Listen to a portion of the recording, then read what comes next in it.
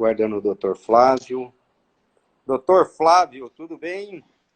Olá, professor Weber, boa noite, tudo bem? Rapaz, que prazer em tê-lo aqui conosco. O Você prazer é desculpa, todo meu. você Prazer é desculpa todo meu. esse breve improviso aí, esse breve atraso aí. Cheguei do hospital muito Nada, correndo, mas imagino. foi até bom que o pessoal falou assim, atrasa um pouquinho que nós não podemos perder o Flávio e falar hoje não. Eu falei, então Ah, que tá é bom. isso, obrigado. Então, ó, quero te agradecer muito em nome de todo mundo de Goiânia. Não sei se você conhece a capital. Vou ser bem breve. Aqui nós temos vários hospitais de urgência e emergência. A nossa realidade aqui do Covid, graças a Deus, está sendo uma das melhores do país em termos de incidência e prevalência. Bom, Mas, porém, nós temos uma subnotificação muito grande. E é o que eu falei para os meninos. Vários dias eu venho fazendo algumas lives com eles e comentando que o tratamento do Covid, nós temos a fase de tratamento antiviral, que não tem nada comprovado ainda cientificamente.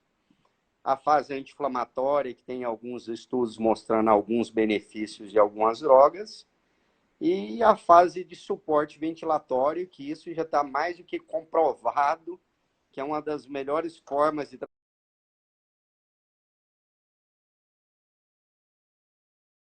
tratamento desses pacientes com Covid é a parte da ventilação. verdade. Aí nada mais justo para todo mundo que entrou agora de te conhecer. O Dr. Flávio, ele tem doutorado na área de fisioterapia respiratória, ele é presidente da Sobrafir, que é a Sociedade Brasileira de Fisioterapia Respiratória. Por isso, hoje nós vamos aproveitar muito aqui do seu conhecimento, Prazer. tá? Será um Agradeço em nome de prazer. todos os alunos, de todos os colegas médicos aqui, colega fisioterapeuta e enfermeiro. Flávio, eu vou começar te fazendo uma pergunta, então. Como nós temos 50 e poucos minutos só, Tá? você acha que... Eu vou te fazer uma pergunta epidemiológica antes da gente começar propriamente dito. Você acha que nós temos suporte ventilatório para essa quantidade de pacientes que vai necessitar de suporte se a gente não fizer o isolamento social?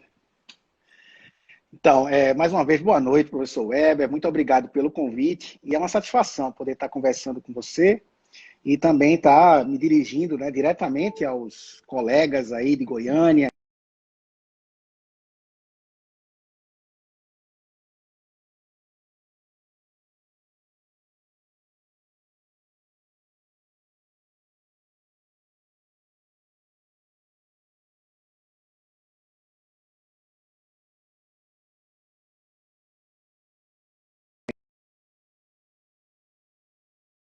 Quando a pandemia chega ao nosso país. Segundo dados da Fundação Getúlio Vargas, em fevereiro, claro que esse cenário mudou muito, isso tudo deve ser muito notado no âmbito da Covid, tudo muda muito rápido, a gente tem informações surgindo a cada dia. Nesse estudo da FGV de fevereiro, nós tínhamos uma contagem, de acordo com dados do Ministério da Saúde, de 65.411 ventiladores no país. Uhum. E uma coisa que foi importante nesse estudo, esse estudo identificou que 43% dos municípios brasileiros, ou da população brasileira, não tinha sequer um ventilador na sua cidade, ou um número baixíssimo de ventiladores nas cidades que são consideradas polo para aqueles pequenos municípios. É claro que esse cenário ele vem mudando, né? Correndo atrás do prejuízo, diversas cidades e estados têm tentado aumentar. Qual é a importância desse dado? Esse dado traz para o Brasil, em fevereiro, uma média de 31,1 ventiladores para cada 100 mil habitantes. Correto. Esse número aí ele é considerado bom, porque o limite inferior é de 10 ventiladores para cada 100 mil habitantes, o que é muito baixo. O problema é que existe uma heterogeneidade muito grande. A gente tinha, em fevereiro, por exemplo, a gente tinha municípios que, como o Maranhão, que agora decretou ontem, começou hoje, se eu não me engano, o lockdown, O lockdown, é. O Maranhão tinha 13,7 ventiladores para cada 100 mil habitantes. Enquanto que o Distrito Federal tinha 70,5 ventiladores. Talvez isso explique por que o colapso nos serviços de saúde tem chegado mais rapidamente para alguns municípios, alguns estados e não para outros. Então, eu vou falar de uma realidade minha local. Pernambuco está bem posicionado. Pernambuco tem, em fevereiro, 30,5 de média, muito próximo à média nacional de 31,1. Mas a gente já abriu aqui, só na cidade de Recife, que é a capital, hoje foi inaugurado o 6º ou 7º hospital de campanha. E o que a gente está evidenciando? Que abriu lota. Abriu lota. Então, não tem ventilador que literalmente consiga atender a demanda, por mais que tenha até havido boa vontade de tentar correr atrás do prejuízo. Esse é um problema, mas tem um outro que a gente não pode deixar de falar, que é a carência de recurso humano qualificado. Já faltavam Isso, médicos, já esse é um faltavam ponto fisioterapeutas e importante. faltavam enfermeiros. Pois é. No cenário atual, isso se tornou ainda mais gritante. Então, tem além do adoecimento, do absenteísmo causado pelo adoecimento dos profissionais, não tem como dar conta de um número tão grande. E, naturalmente, você acaba substituindo o profissional melhor qualificado por um profissional menor qualificado ou menos experiente. Então, eu gostaria de resumir essa minha fala numa frase que eu tenho dito. Só tem uma forma, independentemente, aqui não tem discussão ideológica, política, só existe uma forma de tentar amenizar o sofrimento de quem está na ponta e garantir que haja leito e respirador ou ventilador para todo mundo. É que a gente consiga diminuir o avanço, achatar a curva, como isso já é falado há muito tempo, é ficar em casa e, quem sabe, ter regras mais rígidas de deslocamento social. Ao meu modo de ver, e baseado na matemática, é a única forma da gente tentar frear a evolução da pandemia no Brasil e diminuir ou fazer com que o estrago seja menor. Se antes tínhamos uma previsão de 100 mil mortes, essa previsão caiu para 70 mil, bom. Se a gente mantiver essa média de 45% de isolamento social, a gente provavelmente vai ficar aí próximo dos 70 mil, que é muito. E se a gente aumentar isso, a gente pode trazer para próximo de 10 mil. Então, assim, você imaginar uma diferença de 60 mil mortes com a tomada de decisão clara, que é de ficar em casa, isso faz muita diferença. Então, não tem muito ventilador. O Brasil é um dos países que tem mais ventilador per capita, mas não dá conta, não. Um exemplo bem claro disso é esses países que adotaram essa conduta bem breve, né? A Alemanha preparou o pessoal extremamente capacitado, fez um fechamento mais precoce, isolamento, e o R0 deles é bem menor do que o nosso, né? Exato, vou contar um exemplo bem rápido aqui para a gente passar para o segundo tópico. Um dos hospitais nossos aqui de Goiânia, que é o Hugo, que é um hospital de trauma, e o outro é o GOL, também um hospital de trauma. Um paciente entrou com trauma pela emergência, até a princípio todo mundo abordando como um trauma, mas o paciente estava infectado e não sabia, e nesse interim já foram mais de 30 pessoas afastadas, contaminadas com a vítima de trauma, e está a maior dificuldade de conseguir profissionais para substituir estes que saíram da linha de frente, que estava atendendo trauma, hein? Olha que situação que nós chegamos. O cenário é bem caótico. Vou passar para a segunda pergunta para a gente seguir o fluxo. No início, quando como você bem disse, essa doença é muito dinâmica, que a gente fala hoje, amanhã já pode não ser verdade, muda demais. No início se falava muito em intubação precoce. Eu lembro que quando eu fazia anestesiologia, meu professor nem gostava desse termo intubação precoce, porque dava até o sentido que eu estava intubando o doente antes da hora, né? Intubação tardia depois da hora. Aí depois surgiram vários estudos mostrando o benefício em alguns pacientes, poder usar oxigênio terapia com catéter, com máscara, catéter de alto fluxo ou VNI. Queria que você comentasse sobre esse tópico, por favor. Na verdade, o que tem acontecido? Uma coisa que para mim tem marcado muito esse momento da pandemia é que se antes já existia uma interpretação, às vezes, não totalmente correta da informação científica que é veiculada, com o advento da pandemia e essa necessidade de busca por respostas rápidas, isso se tornou ainda mais evidente. Então, há muitas vezes extrapolações dos dados, dos poucos dados científicos que nós temos, que não condizem com a ideia original da proposta. Então, só algumas coisas. O fato de intubar um paciente que está com a insuficiência respiratória ainda não muito grave, como você mesmo disse, não pode ser nominado como intubação precoce. Na verdade, sabe-se que se você conduz de forma não invasiva um paciente que só deteriora a troca gasosa, que só piora o padrão respiratório, e você decide intubar esse paciente com a saturação muito baixa, com uma dispneia muito grave, com alteração do nível de consciência, a probabilidade de óbito desse paciente pós-intubação ela é grande. Então, postergar a intubação não é uma boa ideia. ideia. Todo mundo fala muito de um estudo chinês, de um estudo, eu não lembro se é chinês, mas que falou-se que a mortalidade entre pacientes intubados era muito maior. Na verdade, não é bem isso. Inclusive, eles estão revendo esses dados. Não é que seja maior. Eu vi esse estudo. É óbvio que se pacientes mais graves são intubados, a chance desses pacientes morrerem, os scores de gravidade e o risco de morte é muito maior. Então, a gente não pode associar simplesmente que a ventilação mecânica está causando o óbito. Isso é uma questão muito diferente, estatisticamente falando. Uma coisa está associada à outra não garante relação de causa e efeito. Então, provavelmente, esses caras não estão morrendo mais porque foram para a ventilação. Não, eles morreriam independentemente de estar em ventilação. Parece ser mais racional. Mas, tentando ser bem objetivo, o que deve ser identificado? Você sabe, a gente sabe bem hoje que a pneumonia do SARS-CoV, a COVID-19, ela tem diferentes formas de apresentação.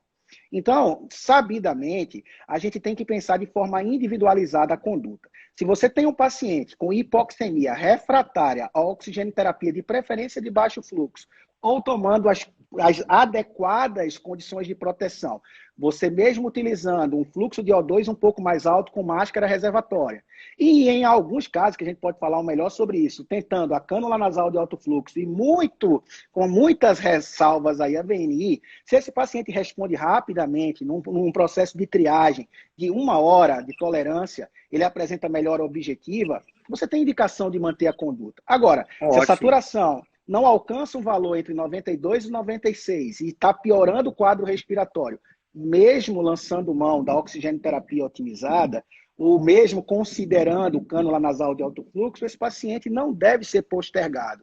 E aí existem algumas iniciativas de buscar alternativas de deixar o paciente por 3, 4, 5, 6 horas em VNI. Isso não dá bom resultado na insuficiência respiratória hipoxêmica relacionada à pneumonia. A literatura já fala isso. Então, nós não somos contra a realização de cânula nasal de alto fluxo, nem de ventilação não invasiva, e nem de ofertar oxigenoterapia e não intubar rapidamente. O que a gente é contra é perder o timing dessa intubação. Contigo. Então, nenhuma coisa, nem outra. E só para finalizar, eu costumo dizer muito o seguinte: ventilação não invasiva e cânula nasal de alto fluxo, inclusive a ventilação não invasiva completou 30 anos de utilização na insuficiência respiratória aguda. São excelentes e promissores recursos, especialmente a cânula nasal de alto fluxo é promissora. A VNI já tem seus resultados bem identificados. O problema é que nós estamos vivendo um momento de excepcionalidade. Uma coisa é você imaginar, estar ventilando não invasivamente em uma UTI de 10 leitos, 2 pacientes com insuficiência respiratória aguda. Outra coisa é você se imaginar no meio do caos, em uma ala exclusiva para ventilação não invasiva, de COVID, com 10 pacientes em insuficiência respiratória aguda, com 15 pacientes em insuficiência respiratória aguda. Como manusear a ventilação não invasiva da forma mais adequada nesse cenário? É muito difícil. Tá? A mesma coisa para a cânula nasal de alto fluxo. Agora, se você tem equipe, se você consegue monitorizar de perto, se você tem conhecimento, expertise na técnica, se existe protocolo para isso, está todo mundo isolado, EPIs completos para produção de aerosol, um quarto com câmera pressão negativa, né? Preferencialmente. Não tem, Brasil não tem. Isso aí é ilusão. Difícil, né? Então você vai ter que ter uma ala específica e está todo mundo muito protegido e assumindo que vai haver ali uma dispersão e uma movimentação maior de vírus, uma carga viral maior no ambiente. Agora, existe a possibilidade? Existe. Tem centros que utilizam com sucesso? Tem centros que utilizam com sucesso. Mas a principal mensagem é: não postergue. Observe a resposta em no máximo 1 hora. Fique do lado do doente, né? E cuidado, perguntar ao paciente se ele está cansado e ele dizer que não está sentindo dificuldade para respirar, pode não ser o melhor parâmetro, porque ele pode ter uma forma de apresentação da pneumonia que faz com que ele não tenha percepção de desconforto respiratório precocemente. Então, a gente precisa estar atento a tudo isso aí. Flávio, em cima dessa fala sua, eu fiz a especialização, tirei título de especialização, ou não foi residência, foi título, pela Abramed, e me tornei especialista em medicina de emergência. Então, eu lido muito com medicina de emergência. Eu não sei se você concorda. A VNI e o catéter nasal de alto fluxo, eu acho que é impraticável na emergência. Na imensa maioria das vezes, sim. Por diversos motivos. Assim, o que eu vejo? Os colegas chega um paciente com desconforto respiratório na emergência, a emergência super lotada, fica com medo de colocar catéter nasal com baixo fluxo ou até mesmo a máscara reinalatória. Eu acho que isso não tem problema nenhum. Você vê algum problema? Pelo contrário, né? É a estratégia de oxigenoterapia que deve ser prescrita nesses pacientes que têm hipoxemia, mas não têm a forma crítica que sugere intubação traqueal. Então, inicialmente, se o paciente tem saturação menor do que 92, 93%, dependendo do protocolo e do guideline, você deve ofertar oxigenoterapia. Inicialmente com baixo fluxo, para minimizar a aerolização, então cânula nasal de baixo fluxo, normalmente até 5 litros por minuto, visando essa saturação. Se você não consegue obter essa faixa, essa zona, aí você progride para a máscara não reinalatória com o reservatório. Aí temos um problema. Pelo menos no SUS, em vários locais desse país, e nós temos vários Brasis aqui, né? Então, em vários lugares não tem máscara de não reinalação, e não confundir com macronebulização ou outros dispositivos. Então, assim, se você não consegue melhorar a oxigenação com essas formas mais simples e recomendadas de ventilação não invasiva, aliás, de oxigenoterapia, você precisaria partir, por exemplo, para o uso de um sistema de Venturi com FiO2 maior que 40% e altos fluxos, talvez na emergência, que é um ambiente diferente, que tem várias limitações para a terapia ventilatória, talvez fosse melhor a intubação e conduzir esse paciente de forma invasiva. Não que não haja risco, tem inúmeros. Agora, se você está com esse paciente em um ambiente preparado, mesmo que com muitos pacientes, e você tem rotina, você pode tentar algumas coisas. Você pode tentar, embora as evidências não sejam muito grandes, elevadas, a fazer a posição prona precoce no paciente acordado. Mas não vai fazer isso na emergência. Você não vai ter condição de monitorizar esse doente na emergência. Você pode tentar usar a cânula nasal de alto fluxo, com fluxo ali entre 30 a 40 litros por minuto, com máscara cirúrgica por cima, usando um modelo de pronga, que eu não vou dizer aqui qual é o fabricante, que consegue ter melhor vedação e posicionamento lateral, porque estudos mostram que a dispersão é menor. E ali todo mundo com EPI completo, enfim. Mas são situações que você precisa analisar o contexto. E aí eu me preocupo quando alguém vai a público e diz assim, não tem que intubar, tem que fazer ventilação não invasiva e cânula nasal de alto fluxo. Eu me preocupo muito quando alguém vai dar consultoria e falar na TV, na rede social, que tem que botar tenda em cima da cabeça do doente. Existe, como você falou, da Abramed, a Associação Brasileira de Medicina de Emergência, junto com a Associação de Medicina Intensiva Brasileira, AMIB, junto com a Sobrafi, publicaram o documento baseado em várias informações, dizendo que não é recomendável. Aí, não adianta o representante da empresa ir à televisão e dizer nossos resultados são ótimos. Está em contradição com o que a gente vê nos telejornais em relação ao cenário de Manaus e Amazonas. Se tivesse tudo bem lá, o Ministério da Saúde não estava mandando força-tarefa. Então eu desafio quem está propondo o equipamento a apresentar estudo mostrando de forma correta, idônea, quais são os dados de mortalidade e de contaminação do seu serviço. Então, assim, se você não tem estrutura, talvez não valha muito a pena tentar inventar em momento de caos. Esse é o grande problema. Então, existe espaço, mas a gente tem que tomar muito cuidado com esse suporte não invasivo. Tem que ter um ambiente bem preparado, a equipe bem preparada, todo mundo bem treinado, né? Bem paramentado, que não é a nossa realidade. Eu vou te dar um exemplo só de Goiânia. Nós temos 15 unidades de pronto-socorro em Goiânia, as UPAs, as famosas UPAs ou CAIS, aqui chamada de CAIS. Nenhuma tem um exame de gasometria, nenhuma tem estrutura adequada, nenhuma, circuito fechado, uma grande parte não tem nenhum ventilador, vários e vários colegas relatando que entuba o paciente e fica ambuzando. Eu falo, meu Deus, como que você faz um negócio? Não deveria nem entubar esse paciente e ficar ambuzando sem sistema. Mas os hospitais maiores nós temos uma estrutura. Então, concordo contigo. O cara chegou, você tem uma estrutura, dá para usar cânula nasal, catéter nasal, se não resolveu, vai para máscara. Se tem um quarto de isolamento ou uma área prévia, pode tentar venir. Mas igual você falou, se o cara está rebaixado, está instável, hemodinamicamente, está hipoxêmico, está desaturando, não responde, intuba logo, porque se intubar tardia, aumenta a mortalidade. Perfeito. Aí, em cima disso, você fez um comentário sobre o uso do oxigênio e da prona em indivíduos acordados. Foi feito esse trabalho e publicado. Aí veio o trabalho do professor Gattinone e classificou aqueles fenótipos H e L, né?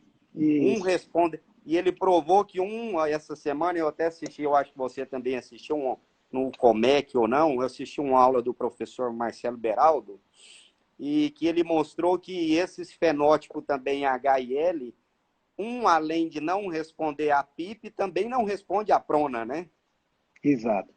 Exato. O que acontece? Vamos lá, então, tentar fazer uma compilação de informações sobre esse tema. Posição prona e ventilação espontânea. Surgem os relatos das experiências na China, tem um artigo bem interessante publicado, se eu não me engano, da experiência da provina de Jiangsu, que mostrou que estava dentro do protocolo deles a posição prona precoce e ventilação espontânea. Aí a gente vai buscar na literatura, aí todo mundo relatando, está tendo melhora da oxigenação, isso, tudo aquilo. A gente vai buscar na literatura, tem um estudo da Critical Care publicado esse ano, em 2020, mas sem ser no contexto da Covid. Mas é um estudo que dá para a gente fazer uma boa extrapolação, porque ele fez a posição prona e ventilação espontânea, associada a cânula nasal de alto fluxo ou ventilação não invasiva, em 20 pacientes que desenvolveram quadro de hipoxemia moderada grave. Enquanto você fala, eu vou te mostrar nesse trabalho. É esse aqui, ó, que o pessoal vai vendo. Isso. Então, nesse estudo, o que a gente teve? A gente teve 20 pacientes sendo colocados em posição prona e ventilação espontânea. Esses pacientes tinham pneumonias virais, ou por influenza ou por outros vírus. Tá? E esses pacientes usavam ou cânula nasal de alto fluxo ou ventilação não invasiva. O que a gente observou? O que esse estudo viu? O estudo observou, é observacional, que é uma grande limitação metodológica, que 11 pacientes não foram intubados e 9 foram intubados, ou seja, praticamente 50%. Quando a gente analisa os dados dos 9 pacientes que foram intubados, a gente observa que 8 deles tinham relação PaO2-FiO2 no momento da prona menor do que 100. Ou seja, eles tinham hipoxemia grave. Grave, aí, já tinha indicação de intubar. Isso. E que muitos desses pacientes melhoraram a relação PaO2-FiO2 algumas horas depois da posição prona. Mas isso não impediu que eles fossem intubados. Então fica aqui uma dica. Colocar em posição prona e ter melhora de oxigenação, massa. Mas esse não é o único critério que você deve levar em consideração para pensar, por exemplo, na intubação. Não é só isso. Se ele tem piora do quadro respiratório, se ele tem alteração, como foi dito por você, do nível de consciência e agitação psicomotora, alguma coisa do tipo, não considere apenas a oxigenação, mas ela é importante. E aí o que a gente vem? Tem um guideline da Sociedade Britânica de Terapia Intensiva muito interessante, que ele propõe algo que para mim é perfeito do ponto de vista de segurança. Ele propõe que o paciente possa ser pronado em ventilação espontânea se ele não for muito grave. Se ele tiver lá aquela saturação, ele não estiver conseguindo manter a saturação de 92% a 96% com catéter de baixo fluxo, aí você tenta, e se ele não tiver com a PaCO2 acima de 48, você coloca esse paciente no que eles chamam de trial de prona. O que é isso? Vamos testar se ele responde. 15 minutos após, está conseguindo se manter relativamente bem, sem piora. Espere 1 hora. Se após 1 hora ele tiver melhorado, ou 20 milímetros de mercúrio na relação PF, ou 10 milímetros de mercúrio na PaO2, você tem que considerar esse paciente como responsivo. E aí eles fazem ciclos de 2 horas, intercalando ao longo do dia. Não fica mais do que 2 horas, né? Geralmente 2 horas, é o que eles têm recomendado. Faz 2 horas de prona, sai para 2 horas de supino com cabeceira elevada a 60 graus e depois faz um decúbito lateral direito, decúbito lateral esquerdo e retorna. Ou seja, observe que o ciclo de prona vai se dar a cada 6 horas.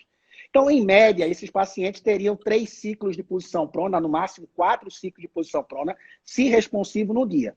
E a literatura fala que normalmente eles precisam de 2 a 3 dias quando são responsivos para ter melhora. Mas tem que tomar cuidado com a deterioração desses pacientes. Então, esse é um cenário. Agora, se você não tem melhora rápida, não tem por que insistir. Então, interrompe, traz esse paciente para supino e pensa na intubação traqueal. Mais uma vez, não deve ser considerada uma manobra para ser feita em paciente grave demais e nem deve ser deixado o paciente em prona sem importante monitorização. Isso é para ser feito em ala que está funcionando como UTI. Tem que ter fisioterapeuta, tem que ter profissional de enfermagem próximo. E aí a gente tem que analisar o contexto de cada unidade para saber se é possível. Mas existe na literatura, embora os dados não sejam de uma robustez muito grande, mas existe o indicativo de tentar a posição prona. Agora, em relação ao fenótipo, o que se tem? Posição prona em ventilação espontânea, ela é muito interessante para o paciente do fenótipo tipo 1. Por quê? Mas, Flávio, mas o tipo 1 em ventilação mecânica não se responde bem a PIP. Tá, mas a gente tem que pensar, e a prona, mas a gente tem que pensar que a posição prona, ela não melhora apenas a aeração. Ela não diminui apenas o peso das estruturas mediastinais sobre os alvéolos dependentes da região dorsal. Ela também melhora a relação ventilação-perfusão. E é preciso lembrar que nesses pacientes do tipo 1, o aumento do espaço morto ele é bem observado. Então, quando você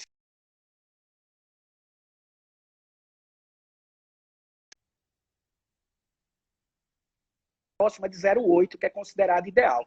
Então, nesse cenário, seria interessante. Já quando a gente vai para a ventilação mecânica invasiva, a ideia é anedotal, é diferente.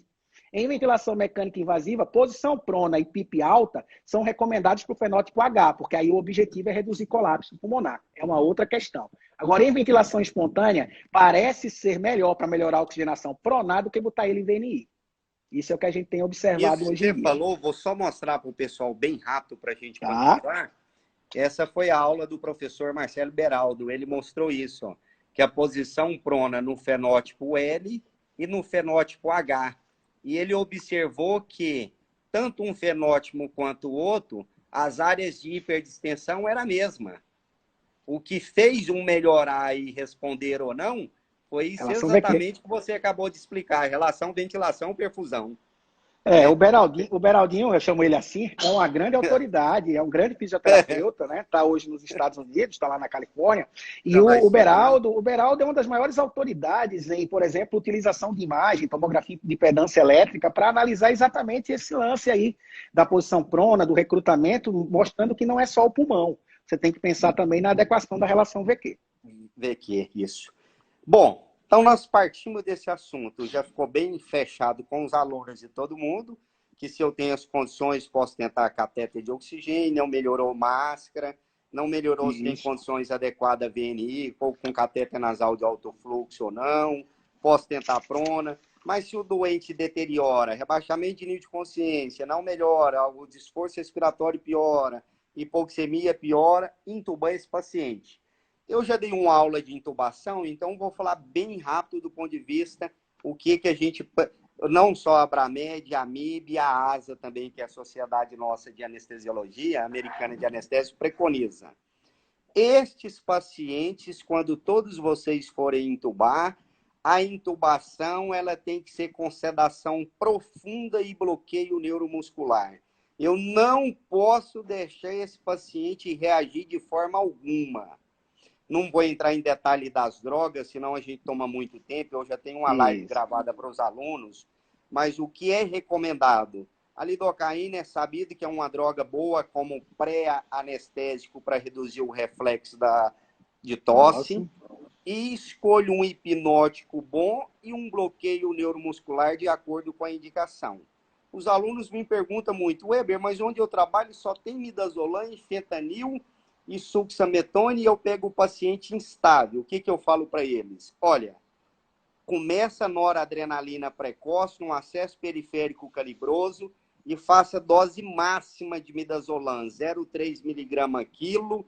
Faça dose máxima de succinilmetone, é 1,5 a 2 mg, eu faço logo 2, para o doente não reagir.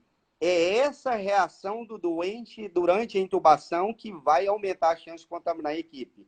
Essa semana, só para fechar essa parte de intubação, semana retrasada, tivemos alguns colegas no meu hospital, que eles foram intubar o paciente, não sedou ele profundamente do medo do choque da droga instabilizar, não bloqueou adequadamente, o paciente teve muita reação durante a intubação, alguns dias depois, todo mundo contaminado com Covid. Obviamente que isso vai aerolizar demais, aí ficaram dentro do ambiente fazendo acesso central, PAI e tal. Então, para fechar esse assunto meu e a gente ir para o seu assunto, que é o que mais me interessa aqui hoje. Dica para todo mundo, vai sedar? Hipnótico potente, não deixa o doente reagir, bloqueador neuromuscular em todos, não deixa de usar bloqueador, se na unidade não tem peça, se estabilizou, começa a droga vasoativa precoce. Beleza, intubei. Agora eu deixo a bola contigo. Boa, boa. Isso é o que a gente chama de trabalho multi-interprofissional. Isso é muito bom, né? Lembrando que eu já dei aula para eles de como que intuba o paciente. O ventilador já está montado, já está testado, circuito fechado, um filtro no ramo expiratório, outro filtro no tubo, clipa o tubo, usa a técnica que você quiser e depois conecta no ventilador. Aí vamos lá. E aí, assim, interprofissional, tá aí, a relação está excelente. Lembrar, né, o profissional mais experiente para entubar, sempre bem lembrado, eu estava esquecendo disso. Time de resposta rápida otimizado e mínimo para evitar a exposição de pessoas, né? Então, tudo isso.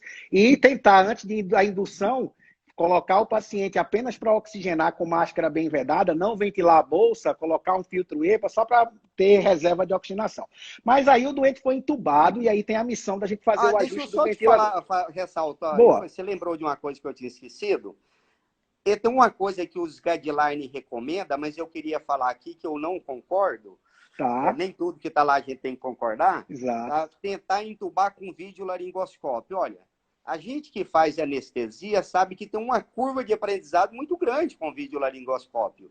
Então, não fique inventando quem nunca entubou com vídeo, pegar um vídeo e tentar entubar da primeira vez, não.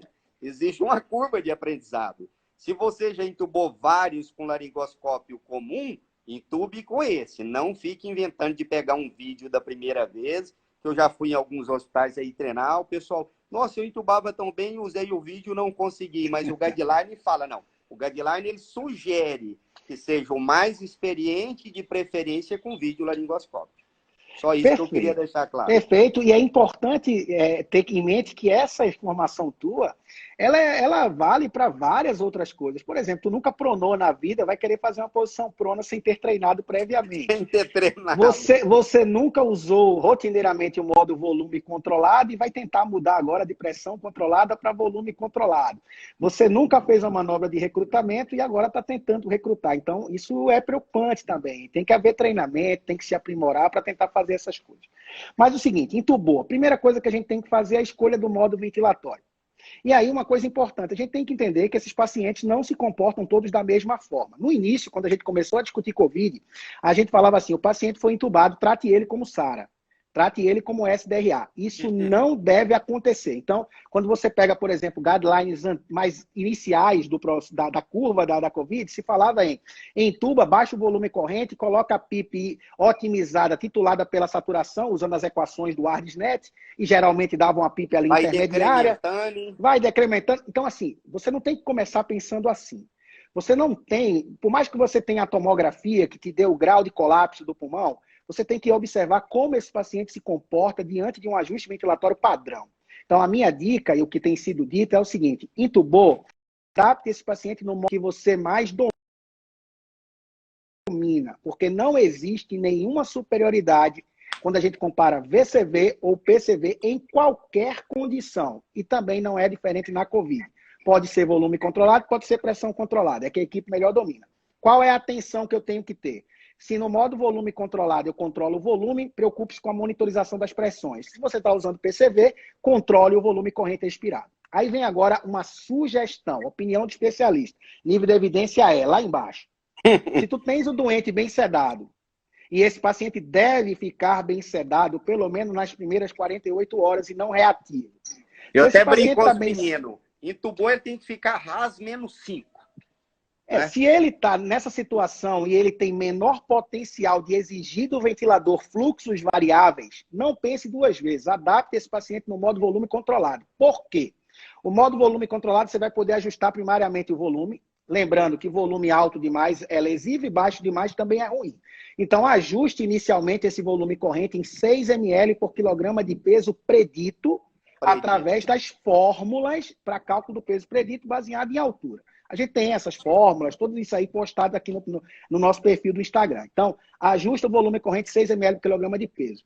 Ajuste uma frequência respiratória mínima aí em torno de 12 incursões por minuto. Parâmetros basais. Flávio, o meu doente estava retendo CO2. Se ele está retendo CO2, tudo bem. Você pode começar com a frequência respiratória um pouco mais alta.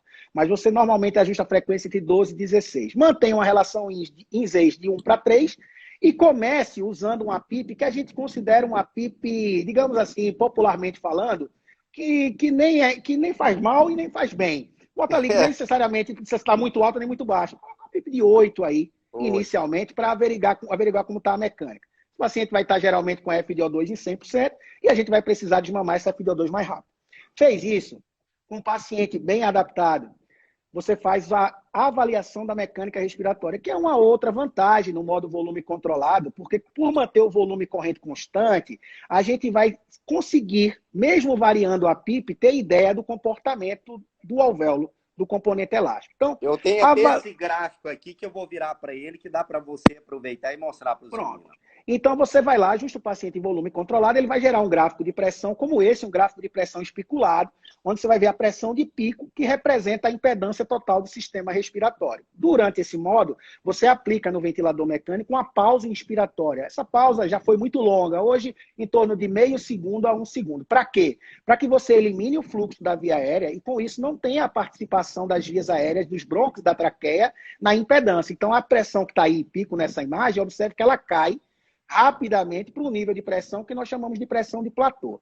Essa pressão de platô representa o componente elástico. E aí vem aquela variável, né, que é a vedete do momento, que muita gente usa, mas não sabe o significado, que é a pressão de distensão ou driving press, que é exatamente essa diferença entre a pressão de platô e a PIP. Ela reflete quanto de pressão eu estou oferecendo ao componente parenquimatoso. Quando esse valor é acima de 15, o que isso indica para mim?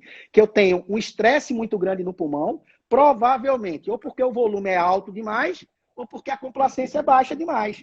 Se eu estou usando um volume corrente de 6 ml por quilograma de peso, que é considerado normal, e a minha driving pressure dá alta, qual é o raciocínio que eu tenho? Bom, não é o volume que necessariamente é demasiado para ele, é o pulmão que está pequeno para receber aquele volume. E esse pulmão pequeno, o baby lung, é o pulmão que se caracteriza o fenótipo H. E aí, quando você calcula a complacência estática, que é o volume corrente, sobre a driving pressure, esse valor vai dar geralmente abaixo de 50. E aí, esse dado, a pressão de distensão maior que 15, a complacência estática menor do que 50, menor do que 40, sugere que esse paciente se comporta como uma pneumonia que está evoluindo para um quadro de síndrome de desconforto respiratório agudo. Aí você vai para os critérios de oxigenação, os critérios de Berlim e fecha seu diagnóstico.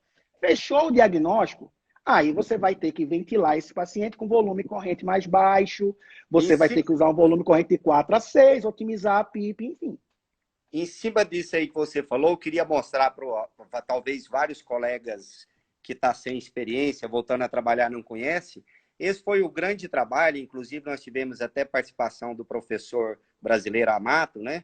Que mostrou que quando eu alterava a drive pressure e mantinha a PIP constante, aumentava a mortalidade.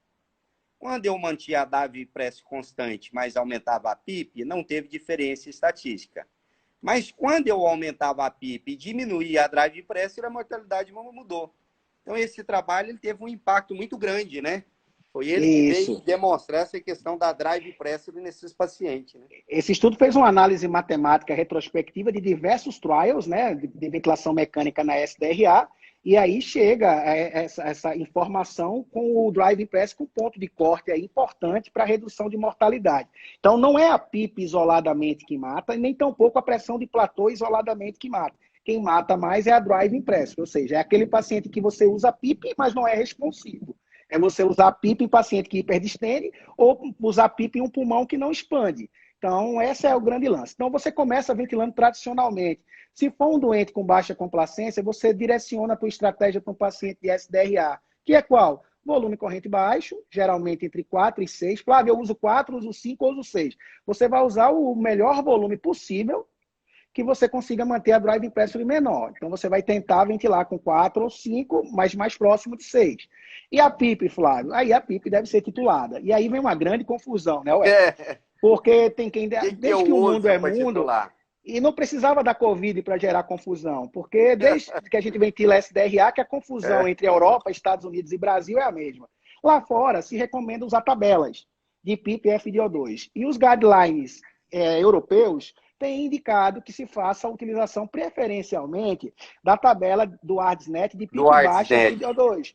Por quê? Porque as PIPs normalmente são mais baixas nesse doente. Eu até tenho ela aqui para mostrar para todo mundo, ó. A tabela eu também postei lá no perfil, então começa lá com 8 a 10, né, e vai deslocando para frente ou para trás, dependendo da saturação. Eu não gosto desse método, de uma forma geral, e muito menos para os pacientes de Covid. Porque como esses pacientes são muito heterogêneos, eu não acho que a gente tem que se basear só pela oxigenação. É fundamental proteger o pulmão e se preocupar, sobretudo, com a pressão de distensão. Então, eu gosto de titular a PIP pela resposta mecânica. E aí, a resposta mecânica, o que a gente tem hoje? A manobra de recrutamento não tem sido sugerido rotineiramente para esses doentes. Mas o que a gente tem feito? Se o paciente se comporta como fenótipo H, se ele tem baixa complacência, a gente faz um mini recrutamento alveolar para titulação de PIP. E aí, ao invés de chegar a uma PIP de 35, 45 centímetros de água, nós vamos chegar, no máximo, a uma PIP de 20 centímetros de água. Então, ele vai estar normalmente com a PIP de 10, rapidamente vai para 15, e é rápido, eu não mantenho muito tempo, vai para 20, mantenho pouco tempo, e a partir daí, a gente vai gerando decréscimos de 2 em 2 centímetros de água na PIP, identificando a drive impressa. Eu vou até mostrar a tabela. Isso. Então, observe aí. A gente foi até PIP de 20 e contou drive impresso de 21. É claro que ela vai subir. Por quê? Porque teve hiperdistensão. Quando você vai descendo, você vai observando a queda da drive impresso. Então, a gente observa aí que a menor drive impresso foi obtida na PIP de 14, porque com 12 ela voltou a subir. Ou seja, eu saí da hiperdistensão, onde eu tenho drive impresso de alta, para o atelectrauma, que é quando a drive impresso começa a aumentar. Então, geralmente, a gente usa a menor PIP, que gerou a melhor drive impresso. Então, você faz essa manobra e identifica a PIP. Depois, repete o recrutamento, porque você está considerando que esses pacientes são responsivos, e mantém a ventilação com a PIP considerada ideal. E mantém essa PIP. Se você faz tudo isso, e mesmo assim sua relação PaO2-FiO2 é menor do que 150, aí não se discute. Posição prona precoce nas primeiras 48 horas da hipoxemia com relação PF menor que 150. Mantém 16 a 20 horas, avalia a responsividade em 2 horas, que vale o mesmo critério da ventilação espontânea, aumento de 20%, de 20 milímetros de mercúrio na relação PF ou 10 milímetros de mercúrio na PaO2, e mantém esse ciclo aí durante as 16, 20 horas. Então, vou mostrar para os meninos não é muito complexo. O trabalho que mostrou o benefício da prona, né? Trabalho Proceva, antigo, né? O Proceva, que mostrou a diferença de mortalidade quando se pronava os pacientes com SARA, não Covid, né? Então, nós temos essa evidência. O que veio agora foi esse estudo do Gattinone mostrando esses fenótipos que alguns respondem e outros não, né? Então, não tem que colocar todo paciente entubado com Covid com PIP alto e volume corrente baixo. E não tem que recrutar nem pronar todo mundo. Você tem que identificar que pacientes são responsivos ou não. Flávio, e aí alguém pergunta assim, Weber, Flávio, como é que eu ventilo o cara que se comporta sem ser SARA? Aí tem que tomar cuidado com o espaço morto. Eu até postei um vídeo esse final de semana mostrando como a gente pode estimar o espaço morto. Eu até recomendo para meus alunos. Segue o Flávio, que tem um monte de vídeos bons lá. Se a relação EtCO2 sobre PaCO2 está menor do que 1, esse cara tem espaço morto aumentado e esse cara não vai se beneficiar de PIP alta. Porque se você gerar PIP alta, você vai gerar ainda mais espaço morto fisiológico pela compressão dos capilares intravalvulares. Então, esse cara aí você tem que ventilar com PIPs mais baixas, 8, 5 a 8, e tentar, algumas vezes, até melhorar a ventilação alveolar com melhora do volume minuto. Então, tomar cuidado com a relação INZES e tomar cuidado com o volume corrente, porque algumas vezes pode-se usar volume corrente até 8 ml por quilograma de peso. Interessante que numa das leras do grupo do Gattinone, ele coloca lá volume até 9 ml por quilograma de peso. Quem sou eu para questioná-lo? Mas, assim, na minha humilde opinião, eu não excederia 8 ml por quilograma de peso, porque a partir de 8, a potencial lesivo do volume corrente começa a aumentar quase que exponencialmente. Então, limitaria a 8 e melhoraria o volume minuto às custas de uma boa relação entre tempo ins e tempo ex, com aumento da frequência até quando fosse possível. Seria assim que eu conduziria. Flávio, deixa eu te fazer uma pergunta. Não sei se você chegou a ver esse trabalho, Porque, como eu te falei, nós temos, você falou bem claro, nós temos vários Brasis dentro do Brasil. E, Isso. por incrível que pareça, numa grande capital igual a nossa, eu acho que outras capitais também, a estrutura é muito ruim, porque o que me impressiona é assim, a medicina ficou esquecida, a medicina de emergência, de terapia intensiva, o SUS, desde quando foi criado em 88. Agora vem essa pandemia, todo mundo quer consertar tudo de uma vez. Eu cheguei em alguns interiores aí, comprou 10 ventilador e não tem lugar nem para colocar, não sei nem por que compraram e nem gente para manusear. Mas aí vem uma pergunta que eu li sobre um trabalho. Eu não tenho gasometria, mas tenho a oximetria de pulso. Eu coloco o oxímetro no doente, vem lá o 88 de saturação. Ele está em ar ambiente.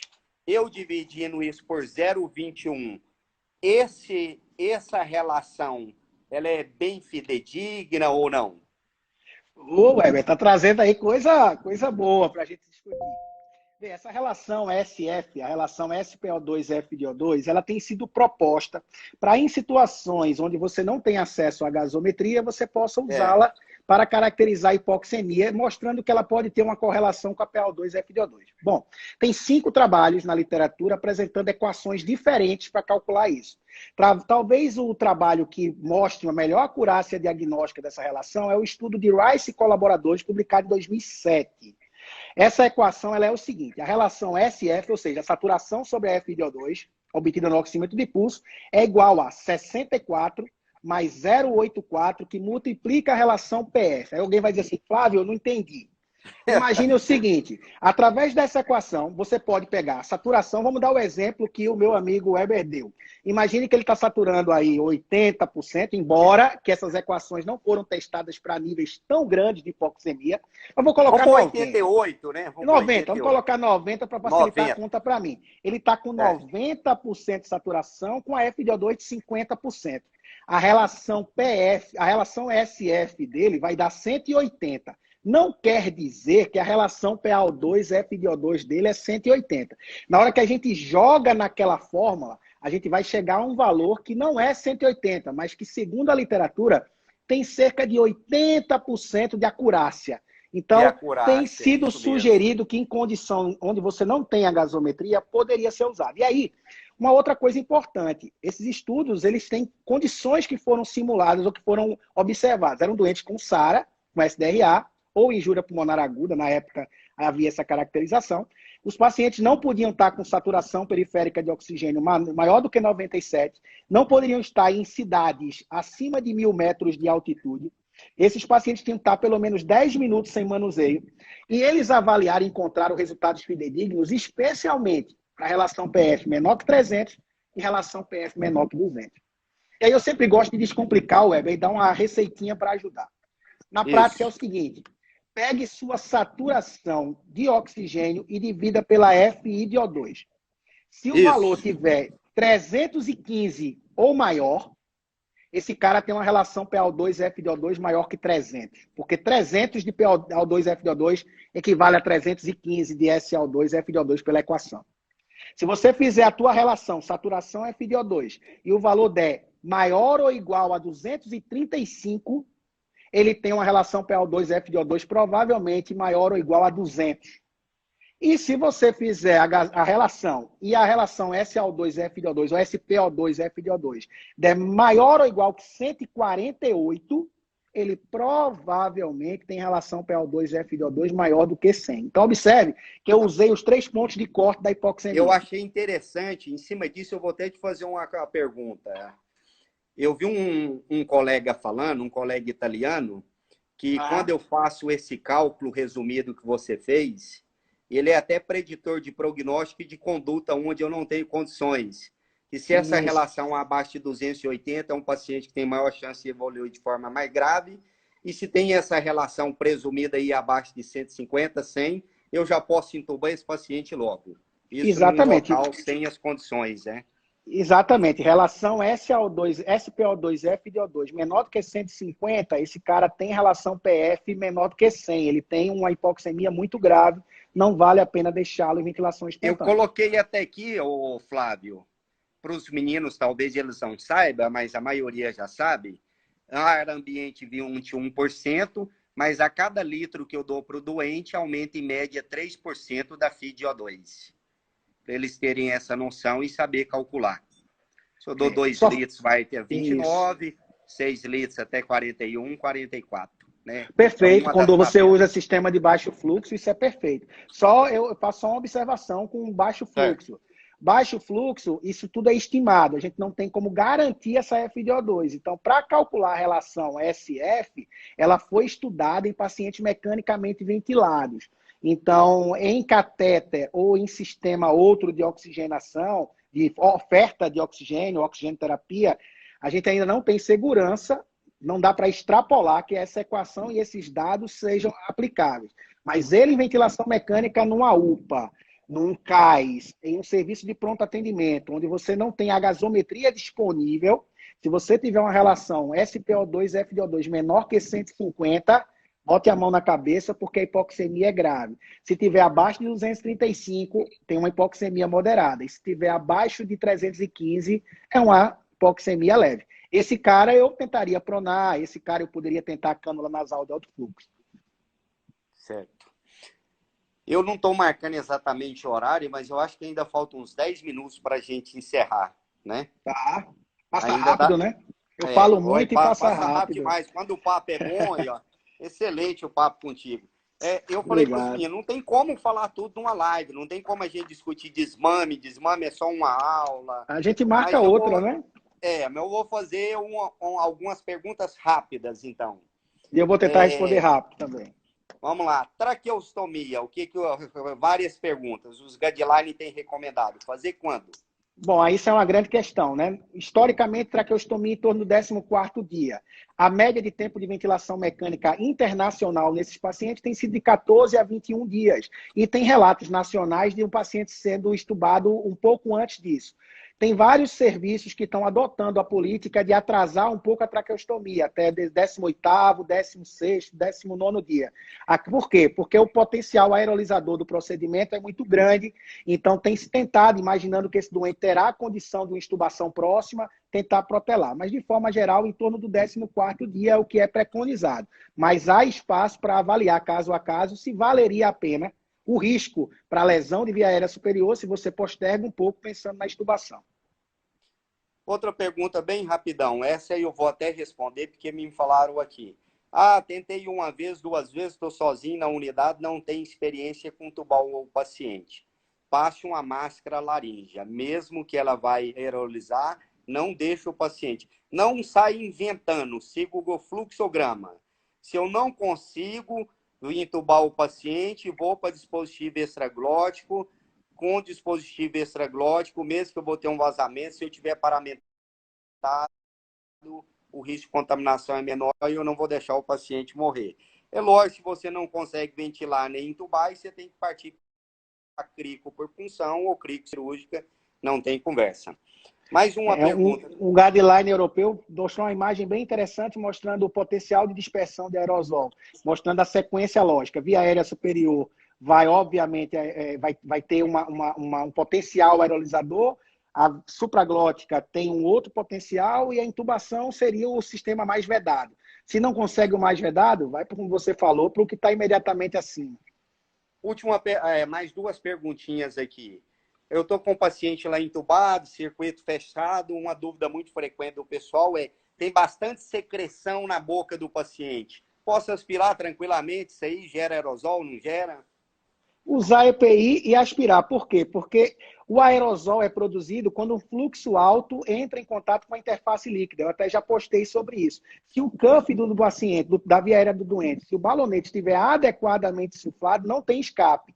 Se não tem escape, não tem fluxo para aerolizar. Então, o potencial aerolisador ele é mínimo. Agora, claro, você usa toda a proteção porque, eventualmente, pode vir uma gotícula que pode fugir da sonda, algo do tipo. Mas aerosol não se produz se não tiver fluxo em contato com a interface. Estou olhando de lado aqui que eu estou de olho no horário. Mais uma pergunta. Eu sei que isso é um assunto longo, mas tenta ver se dá para pontuar rápido. Iniciar o desmame quando?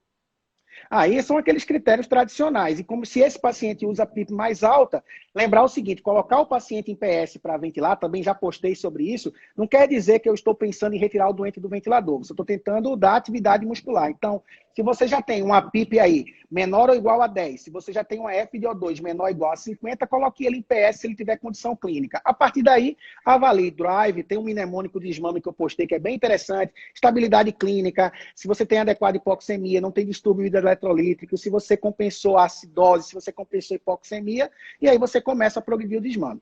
Teste de respiração espontânea com o paciente conectado, com pressão de suporte mínimo em PIP, ou apenas com pressão de suporte mínimo, ou apenas em CPAP, evitar desconectar, quando esse paciente tiver com a relação PO2-FiO2 em torno de 200, quando ele tiver com a PIP em torno de 7 ou menor, enfim. Mas, normalmente, estabilizou a hipoxemia, tem drive, condição clínica, estável hemodinamicamente, você tenta iniciar o desmame dele. Evitar balanço hídrico positivo, né? Perfeito, para evitar sobrecarga, especialmente naqueles pacientes que têm acometimento cardíaco pela COVID, desenvolvem miocardite e podem ter uma disfunção de ventrículo esquerdo importante.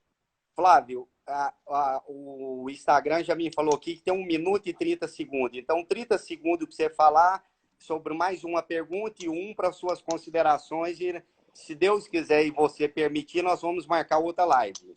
Será um prazer. Nós estamos observando que essa doença tem um grande fenômeno imunológico envolvido, gerando uma série de questões pró-coagulante. Tem até grande discussão de anticoagulação rápida ou não. E é sabido que a gente tem que reduzir o contato com o paciente o máximo possível. Como que a fisioterapia vai trabalhar nesse sentido para a redução de TVP, TEP nesses pacientes, do ponto de vista da fisioterapia motora? Se o paciente tem elevação de dedímero, se o paciente tem sinal de coagulopatia e está anticoagulado, pelo menos após 24 horas, fisioterapia com mobilização precoce, com recurso otimizado, com o uso de EPI. Mas mobilização e exercício terapêutico precoce é fundamental. A Sobrafi publicou um documento sobre isso e nós não podemos deixar de combater a fraqueza muscular adquirida na UTI.